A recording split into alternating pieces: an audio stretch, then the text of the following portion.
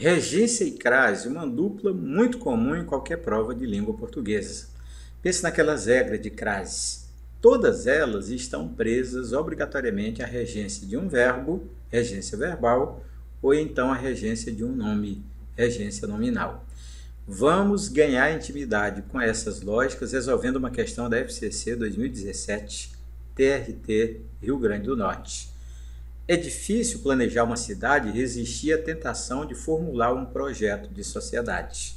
Proposta final: o sinal indicativo de crase deverá ser mantido caso o verbo destacado acima seja substituído por, na letra A, não acatar, letra B, driblar, letra C, controlar, letra D, superar, letra E, não sucumbir. Acho que fica fácil perceber que a crase está presa à regência do verbo resistir. Na hora de trocar resistir por outro verbo, a crase só será mantida se o verbo também exigir a preposição a. Então vamos ganhar intimidade primeiro com o verbo resistir. Já aprendeu a olhar para o verbo? Pensar a respeito dele? Tirar conclusões ou fazer deduções? Então, primeiro é o sentido, é a parte semântica. O que é resistir? É ficar firme, é não sucumbir. E a lógica frasal, a lógica de construção, é resistir a algo, quando se trata de coisa, ou resistir a alguém quando se trata de pessoa. Não interessa se você vai completar o sentido do verbo com coisa ou com pessoa. A preposição é obrigatória, portanto, o verbo transitivo indireto. Então, quando você pega a frase maior, a frase que a banca apresentou, você tem: é difícil resistir à tentação de formular um projeto de sociedade. Diante da frase, você conhece que a lógica é de resistir a algo. Esse a não está à toa aí, ele vem do verbo resistir. E a crase é porque nós temos dois as. A crase é porque o substantivo tentação, feminino, aceita com naturalidade o artigo a. Então, o verbo é transitivo indireto e a expressão a tentação automaticamente com crase o objeto indireto. Perfeito, não é? Então, você vai ganhar intimidade com a frase menor, que é a lógica de estudar, de aprender e também de ensinar. Você precisa fazer a frase sintética, menor possível, para você entender melhor. Então ficamos com é difícil resistir à tentação. Você precisa apenas desse pedaço. Esse primeiro pedaço, é difícil, é o verbo ser, famoso verbo de ligação, mais o predicativo, mais o adjetivo difícil. E é uma oração. Isso você não pode ignorar. Então, este período começa com uma oração chamada de principal. É claro que o resto depende dessa oração principal. A ideia de é difícil algo. Esse algo, naturalmente, é resistir à tentação. Isso, né, não é o motivo da aula, mas você percebe que o pedaço inteiro resistir à tentação é oração e faz o papel de sujeito da oração principal. Olha, quando o foco é o verbo resistir, você já descobriu que é resistir a algo, que a preposição é obrigatória e é verbo transitivo indireto. Então, você tem a tentação, você tem um trio. Primeiro, você tem uma preposição que vem do verbo resistir. Depois tem um artigo que é natural do substantivo tentação. E depois o próprio substantivo. E a função sintática de objeto indireto. Pronto, essa é a matriz. Todas as frases que você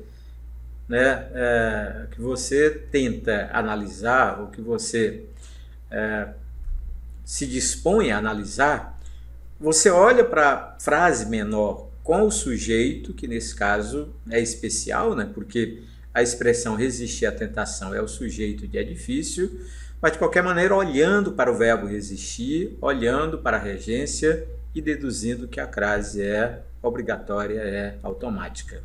Então vamos olhar para outro verbo da frase, outro verbo da questão. É o verbo sucumbir.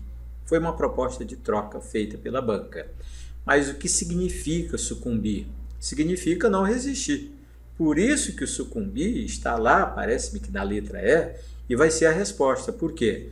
Porque há uma uma identidade semântica, uma identidade de sentido entre existir e não sucumbir, ou sucumbir, né? Não resistir, sucumbir, ou não existir, e a ideia de fracassar. Bem, então significa não resistir, ser vencido, sucumbir a algo, sucumbir a alguém, mesma lógica do verbo resistir com preposição, verbo transitivo indireto. Então, quando você trocar um pelo outro, você tem as duas identidades, tanto a identidade semântica, ou seja, os dois se equivalem quanto ao sentido, quanto a identidade morfossintática. Os dois vão pedir preposição a e, diante de palavra feminina, teremos crase automática. Vamos à frase? A proposta de troca? É difícil não sucumbir à tentação do chocolate. É claro que você sabe que essa crase é legítima. Por quê? Porque você está olhando para o verbo não sucumbir, ou para a expressão negativa, não sucumbir a algo, e esse algo é a tentação. Verbo transitivo indireto, e a expressão a tentação é o objeto indireto. Vamos à frase menor? Aquela capacidade de síntese.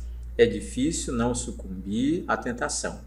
Aquele mesmo pedaço que você já estudou, formado pelo verbo ser de ligação mais o predicativo, é a oração principal. E o pedaço não sucumbir à tentação é o sujeito de é difícil. O que nós queremos é que você apenas olhe para o não sucumbir a algo, para compreender que a preposição é obrigatória e que o verbo é transitivo indireto, e o pedaço que vem depois, naturalmente, aquele trio, né, de preposição, mais ativo, mais substantivo, na função sintática de objeto indireto. Perfeito, não é? Então agora você pode enfrentar um desafio. Que tal é impossível ceder às tentações do campo? Olha a proposta. O sinal indicativo de crase deverá ser mantido caso o verbo destacado acima seja substituído por, na letra A, renunciar. Então é impossível renunciar às tentações do campo. Letra B, não presenciar, e letra C, ignorar. Acontece que essa lógica de não presenciar é não presenciar algo. Portanto, você não tem mesmo como usar crase depois de presenciar, porque é verbo transitivo direto. E a ideia de ignorar também é ignorar algo. Então, você está mesmo com a letra A. Não tem para onde fugir.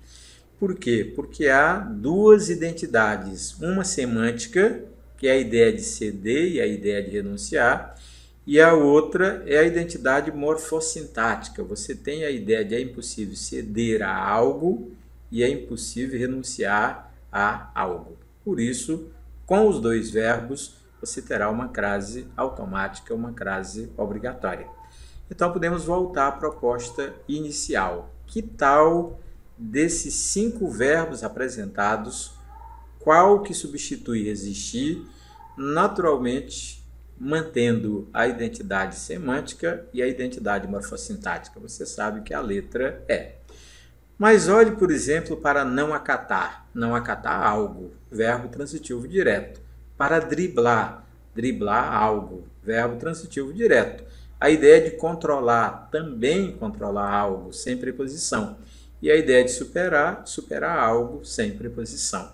Portanto, regência verbal é aquela matéria básica, matriz de outros tópicos gramaticais. Quanto mais você pensar a respeito disso, melhor para você, que passa a entender isso com naturalidade e passa a acertar mais. Quer continuar evoluindo? Então inscreva-se no meu canal. Veja a quantidade de tópicos gramaticais que você vai encontrar naturalmente dentro de aulas de uma sequência didática lógica para você entender. E olhe que você tem aulas organizadas por bancas.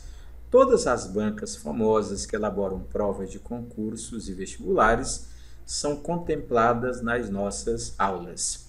Mas eu tenho uma proposta comercial, uma proposta para você que quer melhorar em língua portuguesa, quer fazer a diferença. Que tal adquirir 4 cursos, num total de 93 aulas, por um valor simbólico? Olha a divisão. São 65 aulas da Banca FCC e 28 aulas do português básico. E tudo isso por um valor simbólico, porque é praticamente como se você pagasse R$ 1 por cada aula. Olha o valor total. E não é um valor, não é mensalidade, é um valor único para que você tenha os 4 cursos à sua disposição durante um ano. Até o nosso próximo encontro.